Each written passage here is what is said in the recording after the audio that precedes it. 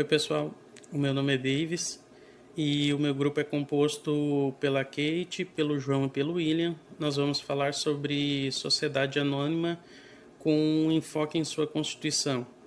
Em especial nós teremos alguns assuntos que são os encaminhamentos antecedentes à Constituição, a subscrição pública e particular do capital social, o projeto e prospecto do Estatuto Social, o registro público e as formas de integralização do capital social.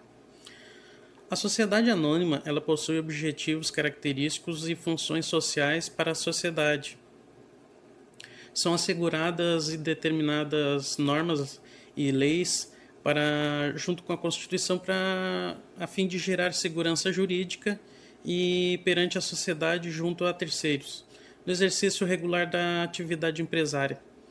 A relação da sociedade, a princípio, não tem prazo para terminar as suas atividades.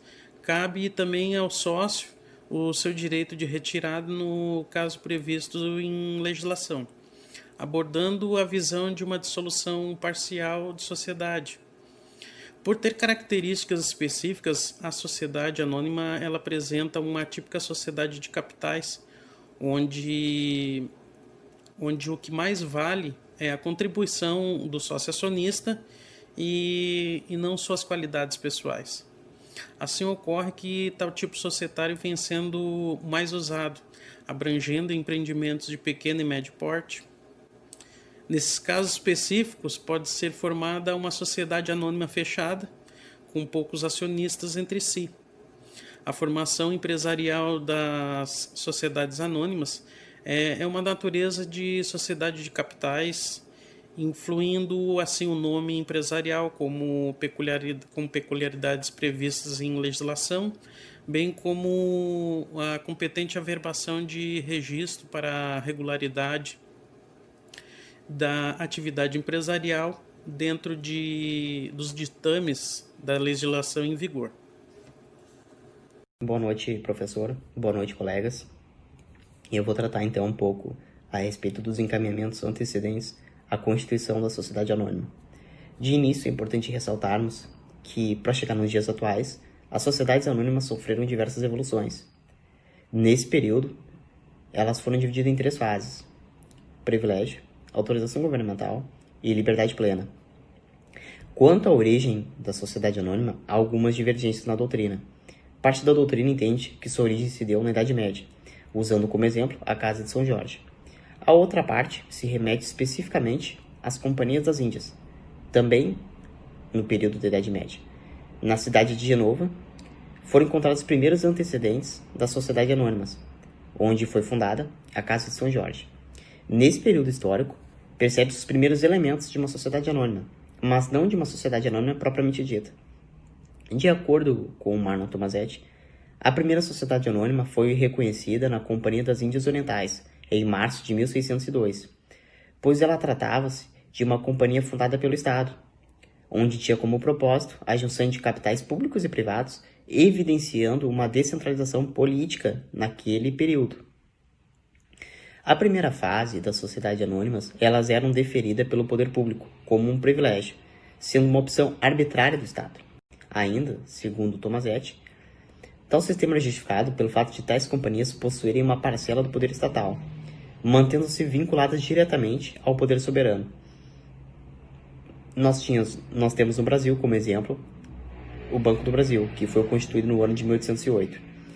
Em sua sequência, na Revolução Francesa, foi anunciada ampla liberdade de associação e de comércio.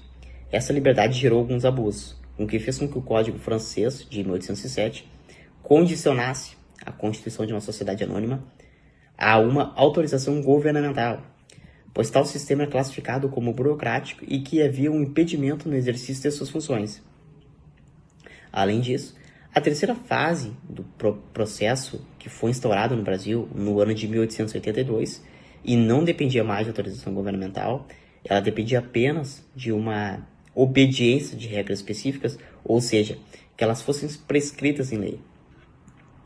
Por fim, então, é importante ressaltarmos que há um predomínio do regime da liberdade plena. No entanto, não podem ser excluídos as outras fases do privilégio e autorização governamental, pois elas ainda estão presentes até os dias atuais. Então, é o que eu tinha para falar e passo a fala para o colega. Meu nome é William, eu vou falar sobre a subscrição pública e particular do capital social de uma forma resumida.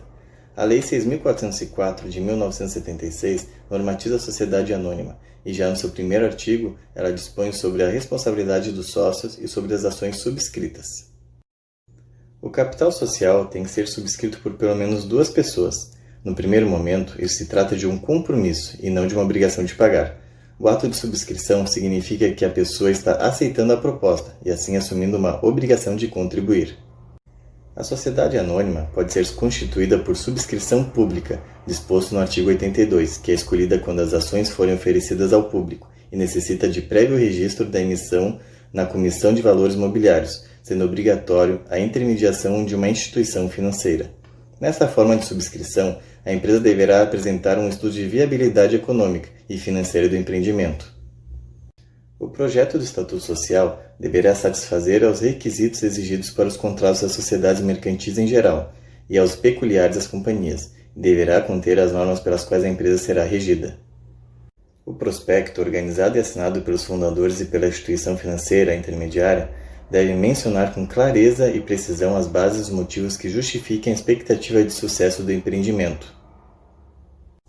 Ou por subscrição particular, disposto no artigo 88, que é escolhida quando as ações são divididas entre os fundadores da empresa, sendo necessário fazer por deliberação dos subscritores em Assembleia Geral ou por escritura pública, onde todos os subscritores são considerados como fundadores. É a Assembleia Geral que tem o poder de aprovar ou não o Estatuto, devendo ter maioria absoluta de votos, e assim que aprovado poderá ser levado à Junta Comercial para formalizar o registro. Em caso de a companhia ser constituída por deliberação em Assembleia Geral, deverão ser arquivados no Registro do Comércio do lugar da sede. Se a companhia tiver sido constituída por escritura pública, o arquivamento da certidão do instrumento será o suficiente. A Junta Comercial é responsável por examinar se as prescrições legais foram observadas na constituição da companhia, assim como se no Estatuto existem cláusulas em desacordo com a legislação. Boa noite, professor. Boa noite, colegas. Eu sou a Kate Cristina e eu vou falar primeiramente sobre a integralização do capital social de uma empresa SA. Mas o que é a integralização do capital social? É quando os sócios estipulam por estatuto o valor que eles precisam investir na abertura de uma SA em moeda nacional, conforme o artigo 5º da Lei 6.404, que é uma obrigação que a empresa tem com os sócios o retorno dos seus recursos investidos. Considerando que o capital subscrito é a promessa, o capital prometido, como nosso colega William já comentou, o capital integralizado é a realização dessa promessa, é a fomentação que forma o capital social. E para que a empresa possa começar a funcionar e gerar lucros, que é aquela obrigação que comentei que a empresa tem com sócios, essa integralização ela pode ser das seguintes formas. Os sócios acionistas eles entram com dinheiro, né, à vista ou a prazo, né, também já com um valor em porcentagem pré-estabelecido e também com um prazo pré-estabelecido.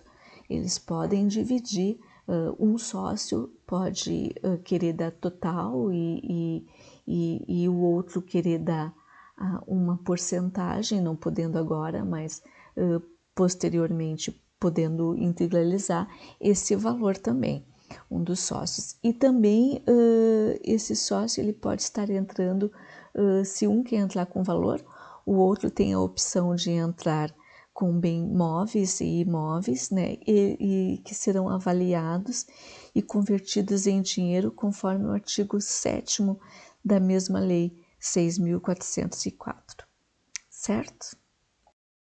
E dando continuidade, eu vou falar dessa importante parte da constituição de uma SA, que é o registro público, tão importante que tem o seu próprio manual de registro da sociedade anônima, que serve para orientar primeiramente as juntas comerciais, a receber os documentos exigidos por lei. Esse registro público ele é o primeiro passo de proteção do nome empresarial, garantia e segurança aos seus atos jurídicos. As SAs elas podem apresentar-se de duas formas: capital aberto, que necessita de um registro prévio no CVM, que é a Comissão de Valores Mobiliários, que os nossos colegas vão falar mais a respeito, e capital fechado, por meio do registro da escritura pública em cartório ou realização de assembleia dos subscritores com ata geral. E, consequentemente, após a abertura na junta, vem também os registros na Receita Federal, habitualmente, na Secretaria da Fazenda Estadual, caso seja comércio, e na Prefeitura. Mas ali nos artigos 94 a 99 da Lei 6.404, mostram todos os requisitos necessários de acompanhamento junto à junta comercial, e os colegas podem acompanhar ali a leitura, certo? Obrigada, um abraço.